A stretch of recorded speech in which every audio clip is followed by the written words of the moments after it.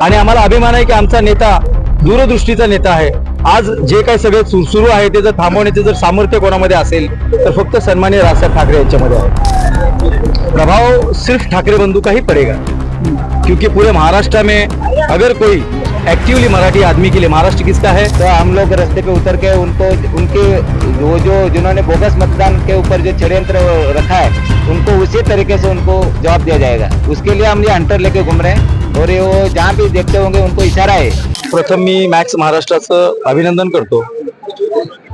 खऱ्या अर्थाने मॅक्स महाराष्ट्र खूप चांगलं काम करते आणि हा विषय मॅक्स महाराष्ट्र लावून धरेल याची आम्ही खात्री बाळगतो। आजच्या तारखेला जो सत्याचा मोर्चा सर्व पक्षांच्या माध्यमातून निघाला त्यामध्ये सन्माननीय राजसाहेब ठाकरे यांनी नेतृत्व केलं, अभ्यासपूर्वक नेतृत्व केलं।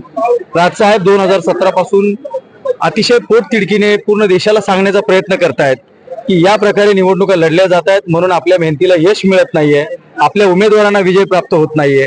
तर हे सगळं कुठेतरी आज संपूर्ण देशाच्या महाराष्ट्राच्या लक्षात आलेलं आहे आणि आम्हाला अभिमान आहे की आमचा नेता दूरदृष्टीचा नेता आहे।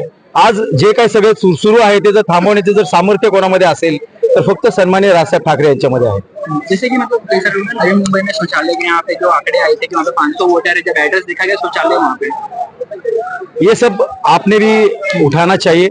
मीडिया के माध्यम से हम मीडिया को भी विनती करते हैं, मैक्स महाराष्ट्र किसी बात को छुपाता नहीं। मैक्स महाराष्ट्र हमेशा सत्य की तरफ होता है, यह हमें पूरा पता है और आप ये पूरा जो घोटाला है उजागर करेंगे उसकी भी हमें गारंटी। अभी निकाय चुनाव आने वाला है, काफी 2-3 महीने रह चुके हैं, तो क्या लग रहा है इसका भी जो ठाकरे ब्रदर्स साथ में है महाराष्ट्र के करंट, तो उसका कुछ प्रभाव पड़ेगा? प्रभाव सिर्फ ठाकरे बंधु का ही पड़ेगा, क्योंकि पूरे महाराष्ट्र में अगर कोई एक्टिवली मराठी आदमी के लिए महाराष्ट्र किसका है, मराठी आदमी का है। जो भी यहाँ रहता है किसी भी जाति धर्म का हो, किसी भी जिले का हो, वो पूरा का पूरा मराठी वर्ग है और उनके लिए अगर कोई लड़ रहा है तो ठाकरे ब्रांड की। राहुल गांधी की वोटों की चिंगारी के जो आरोप थे वो पूरे महाराष्ट्र में गूंज रहे। आज इस समय मुंबई में, जहाँ पे हम बुरह मुंबई महानगर पालिका के सामने मौजूद थे, जहाँ पे मनसे के कार्यकर्ता और साथ ही साथ महाविकास आघाड़ी के सारे कार्यकर्ता, सारे पार्टी के लोग यहाँ पे मौजूद है, जहाँ पे जिस तरीके से यहाँ पे हाथों में चाबुक लेके मनसे के जो कार्यकर्ता हैं वो मत चोर का एक वेशभूषा बना के वहाँ पे एक एक्ट कर रहे हैं। ये पूरे एक्ट पे जहाँ पे राज ठाकरे मौजूद हैं, उनके एक्ट में, उनके वेशभूषे में, साथ ही साथ मत चोर करके बनाया गया है और साथ ही साथ उनको चाबुक से मारा जा रहा है। साथ ही साथ वहीं पे जो उद्धव ठाकरे के भेष में भी हैं और जहाँ पे एक एक्ट प्ले किया जा रहा है, एक नृत्य प्ले किया जा रहा है। तो यहाँ पे देख सकते हैं सभी के जो कैरेक्टर्स हैं, सभी के जो प्रकार है, सबको यहाँ पे लाएगा। साथ ही साथ इनसे बात करेंगे, इसकी भूमिका क्या है बता सकते हैं? भूमिका ये है तो पूरे भारत देश को पता चल गया कि बोगस सरकार चुन के आया हुआ है। दिल्ली में भी बोगस सरकार आया है, पूरे हर स्टेट में ये बोगस सरकार आया है, अभी यूपी बिहार में भी होने वाला है।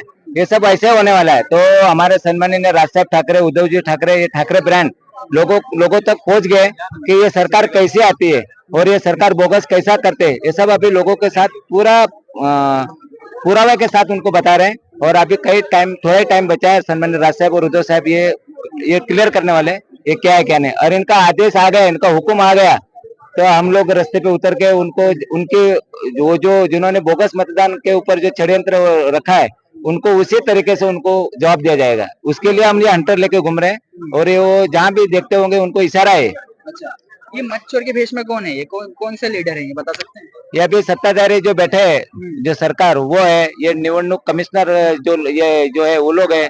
ये लोग के दोनों हाँ, ये दोनों मिलके दिल्ली में बैठे हैं, अपने होम मिनिस्टर, पंतप्रधान साहब, ये सबको मालूम है। ये सब एक ही क्लास के स्टूडेंट है। ये लोग अगर ये किताब खोल के नए पन्ना अगर खोल देवे तो इनका भला है, नहीं तो हमारे सम्माननीय राज साहब की किताब उनको पढ़ना पड़ेगा। अच्छा, जैसे इलेक्शन कमीशन ने तो साथ ही साथ ठुकरा दिया, इनकार कर दिया कि ये झूठे आरोप हैं वगैरह, तो इस पे आप पे कार्रवाई भी हो सकती है? सन्माननीय राज साहब और उद्धव साहब हमें कल ही न्यूज में पढ़ा है, कोर्ट में जाने वाले हैं और कभी भी सच्चाई का जीत आती है और उन लोग को भी पता है कि उन लोग के खिलाफ किसी की हिम्मत नहीं होती है। उनके पास अलग फौज है, सीबीआई है, ईडी है और वो इलेक्शन कमिश्नर है। ये लोग ये 2-3 जन उनके अंडर में, वो हिसाब से हर कोई नेता और कोई नेता का जो लीडर रहता है वो डरते कि इनसे अपन खिलाफ गए तो क्या हो।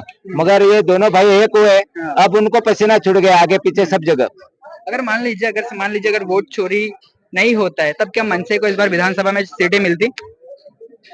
क्यों मिलेगा ना, क्यों नहीं मिलेगा? अगर ये नहीं इस बार होती, जो विधानसभा हुआ था उनको एक भी सीट नहीं मिली थी, तो क्या अगर वोट चोरी नहीं होता तो क्या उनको सीट मिलती? अभी अभी तो मालूम पड़ा कि वो लोग शौचालय में उनका एड्रेस आता है, और आयुक्त में उनका कितने 300 ऐसे हजारों अभी सब क्लियर हो रहे हैं। तो अभी तो आप ही लोग विचार करो, और लोगों के अंदर अभी मालूम पड़ गया है कि अपन फंस गए कहीं। एक प्रकार का उन्होंने ये इसको बोलते हैं रॉबरी, जो जो जो मतदान करता है ना, उनका रॉबरी किया है इन लोगों ने। और इनको जैसा कोई सादा एक पेन चोरी करता है उसके ऊपर गुना दाखिल होता है, इन्होंने मत चोरी किया, इनके ऊपर गुना दाखिल क्यों नहीं होना चाहिए? इनको अगर ये भाषा में नहीं समझते हैं ना, तो ठाकरे ठाकरे की भाषा में लोग समझेंगे, और ये मार खाएंगे तो ही सुधरेंगे।